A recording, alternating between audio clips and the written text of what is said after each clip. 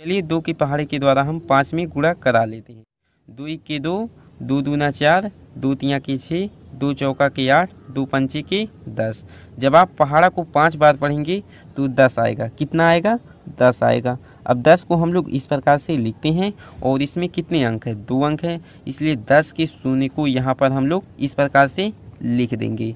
और ये जो एक बचा हुआ है यह आपका हासिल है, इसे आप इस प्रकार से नोट कर लीजिए। इसके बाद 2 का पहाड़ा हम 8 बार पढ़ेंगे।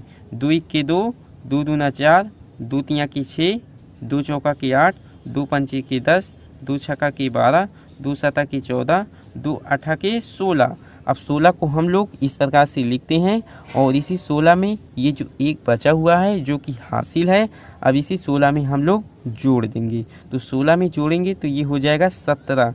अब इस टोटल 17 को हम यहाँ पर लिख देंगे इस प्रकार से। आपका एक अंक का गुणा बन चुका है, लेकिन हमें 3 से गुणा कराना है। इसके लिए क्या करना पड़ेगा? यहाँ पर थोड़ा सा स्पेस को आपको छोड़ देना पड़ेगा, यानी कि एक अंक स्थान आपको छोड़ देना पड़ेगा। तो आइए हम 3 की पहाड़ी के द्वारा 5 में गुणा करते हैं, 8 में गुणा करते हैं। 3 के 3, 3 दूना 6, 3 तिरिका 9, 3 चौका के 12, 3 पचे के 15। अब 15 को हम लोग इस प्रकार से लिखते हैं और इसमें 2 अंक है, इसलिए 15 के 5 को यहाँ पर लिख देंगे। और इसमें ये जो एक बचा हुआ है यह आपका हासिल है, इसे आप इस प्रकार से नोट कर लीजिए। इसके बाद हम 3 का पहाड़ा 8 बार पढ़ेंगे। 3 के 3, 3 दूना 6, 3 तिरिका 9, 3 चौका के 12, 3 पचे 15, 3 छक्का के 18, 3 सते के 21, 3 अठे के 24।